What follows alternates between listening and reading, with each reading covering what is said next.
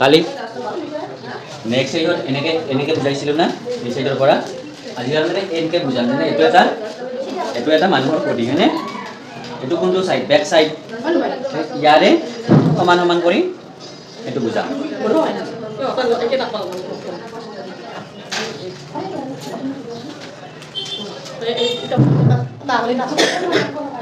এইটো আমাৰ কাগজৰ কি কয় কাপোৰৰ ফোল্ডিং সাইড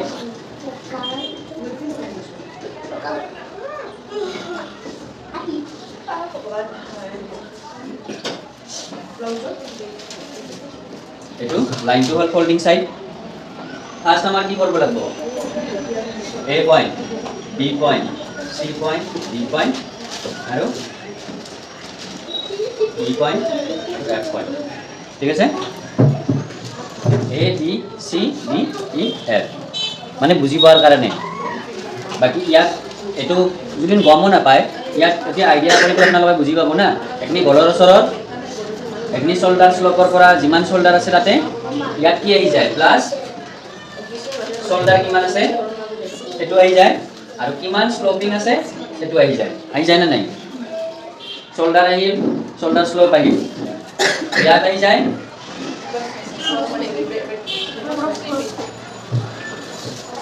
क्रॉस बैक है याद आई जाए अपर सेस याद है फुल सेस एटू हाफ बॉडी है এবাৰ তো বুজি পাব এনেকে আকলে মনত না থাকাৰ কাৰণ এবাৰ বুজি পাব চাও এটু আমাৰ গলৰ ওচৰৰ চিনটো মানে এটু চিন প্ৰথম চিনটো এই এক নম্বৰ চিনটো হয়নে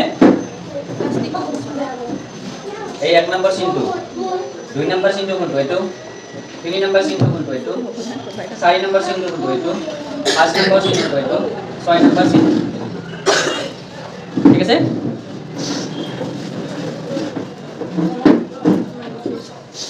এই এক নম্বৰ চিন দুই নম্বৰ চিন তিন নম্বৰ চিন চাৰি নম্বৰ চিন পাঁচ নম্বৰ চিন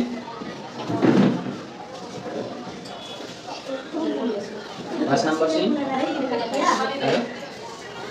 छह नंबर सीन हैं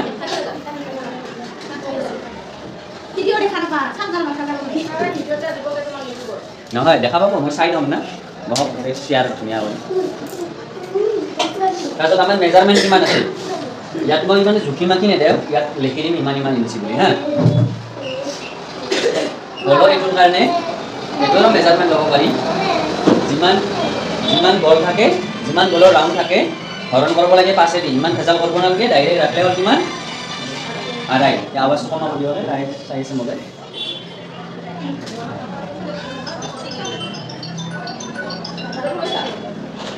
ঠিক আছে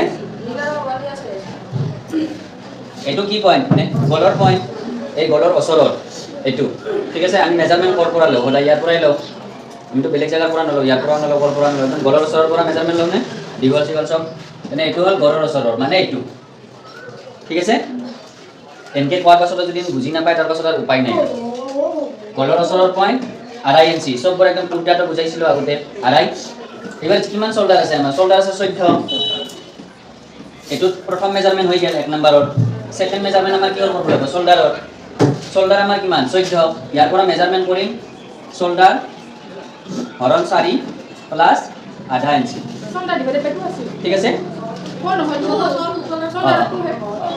শোল্ডাৰ ডিভাইডেড 2 প্লাস আধা ইঞ্চি তেনেহ'লে শোল্ডাৰ কিমান আমাৰ 14 প্লাস আধা ইঞ্চি। এই আধা ইঞ্চিটো হ'ল চিলাইৰ কাৰণে, যেতিয়া হাতখন জইন কৰিম হেৰি কৰিম শোল্ডাৰ আধা ইঞ্চি। এইটো তেতিয়া কি হ'ব এ পইণ্ট হ'ব, শোল্ডাৰৰ গলৰ ওচৰৰ পৰা এইটো এ পইণ্ট, এইটো দিলোঁ আমি বি পইণ্ট হয়নে? এ পইণ্টৰ লগত বি পইণ্ট মিলাই দিলোঁ। তাৰপিছত আহিল আমাৰ মেজাৰমেণ্ট ক্ৰছ ফ্ৰণ্টৰ, ক্ৰছ বেকৰ সৰি ক্ৰছ বেকৰ। ক্ৰছ বেকৰ মেজাৰমেণ্ট কিমান আমাৰ? ক্ৰছ বেকৰ 13 হয়নে? এইটো ক্ৰছ বেক 13 প্লাস আধা ইঞ্চি চিলাই। এইটো কি পইণ্ট হ'ল আমাৰ? C point, A B C হয়নে? এইটোৰ পৰা এই চি পইণ্ট। তাৰপাছত আহিল আমাৰ আপাৰ চেজ। ইয়াত কি আহিব? আৰ আপাৰ চেজ। এই লাইনটো কেনেকৈ দিছোঁ এইবিলাক লাইনবিলাকতো জানেই। এই লাইনটো ওপৰৰ পৰা যে আহিছোঁ এইটো 1 ইঞ্চি ডাউন দিছোঁ। ইয়াৰ আৰ্মহোলৰ কাৰণে আৰ্মহোল 22 সেন্টিমিটাৰ, মানে যিমান আৰ্মহোল আছে 14 ইঞ্চিত আছে, আমি 14 সেন্টিমিটাৰত ৰাখি প্লাস আধা ইঞ্চি কৰি চিন দিছোঁ। যিমান বিপি পইণ্ট আছে মানে বাছ পইণ্ট আছে যিমান আছে 9.5 প্লাস আধা ইঞ্চি সিমানতে চিন দিছোঁ এইটো হা। আৰু যিমান দীঘল মানে যিমান লেন্থ আছে আমাৰ কিমান 14 বেক লেন্থ প্লাস 1 ইঞ্চি কৰি চিন দিছোঁ।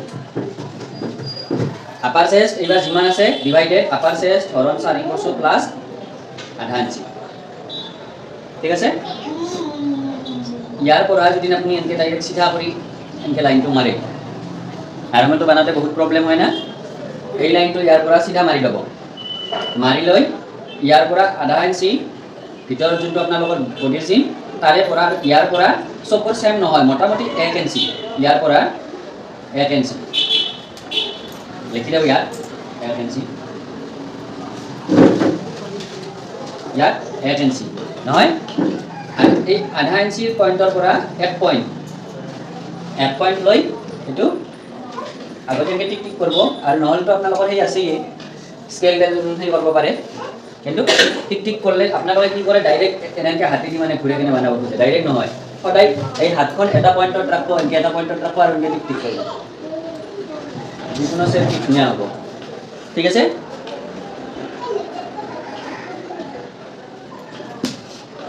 আৰ্মহোলটো হ'ল এ হ'ল, বি হ'ল, চি হ'ল, ডি হ'ল হয়নে?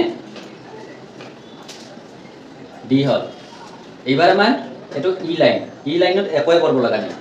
তাৰপিছত এফ লাইন এইবাৰ আমাৰ কমৰ কিমান আছে, ৱেষ্ট কিমান আছে 28 হৰণ 4 প্লাস 1 ইঞ্চি।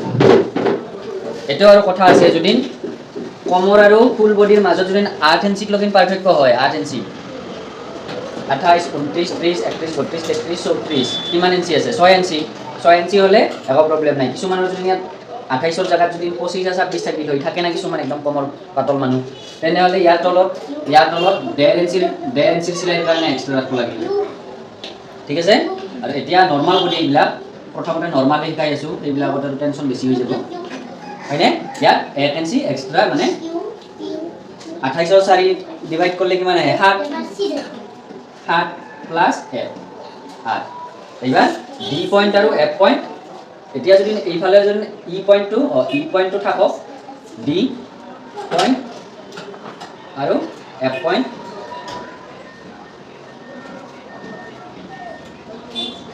ওকে মিলাই দিব। ইয়াৰ পৰা এবাৰ এপেক্স পইণ্ট কিমান আমাৰ? এপেক্স পইণ্টটো চপৰ্ট কৰি কামত আহিব আপোনালোকৰ আগফালে। এইটো মই পাছফালেও দিয়াৰ কাৰণে দিছোঁ যাতে মনত থাকে। এই বিপি লাইনত এপেক্স পইণ্টটো দিব লাগিব। এপেক্স কিমান আছে? এপেক্স ইয়াৰ বিপিটো হ'ল আমাৰ ওপৰৰ পৰা কিমানখিনিত বিপিটো পৰে হয়নে? আৰু এপেক্স টু এপেক্স মানে এইটো সাইডৰ পৰা এইটো সাইডলৈ, মানে এই পইণ্টৰ পৰা এইখিনি কিমান দূৰ গম পাইছে না? এইটো যে আছে এপেক্স মানে এই পইণ্টৰ পৰা এই পইণ্টলৈ কিমানখিনি দূৰি আছে। ঠিক আছে? সেইটো কয় এপেক্স পইণ্ট। এইটো চবৰে বেলেগ বেলেগ থাকে, দুটা সাইজ 30 31 32ৰ একে, 33 34ৰ একে, 35 36ৰ একে, তাৰপাছত 37 38ৰ একে, 39 40ৰ একে। ঠিক আছে? একে মানে 1 পইণ্ট ইফাল একো নহয়, কিন্তু মানে এইটো একদম নিৰ্ধাৰিত নহয়। যেনে ক'লো 8 ইঞ্চি যদি পাৰ্থক্য আহি যায় তেনেহ'লে 34 যদি বডি হয় তেনেহ'লে 36ৰ এপেক্সটোও তাতে দিব পৰা যাব 8 ইঞ্চি যদি পাৰ্থক্য আহে তেনেহ'লে ইয়াত 33 34ৰ নহয় 35 36ৰ এপেক্স পইণ্টটো ইয়াত দিব লাগিব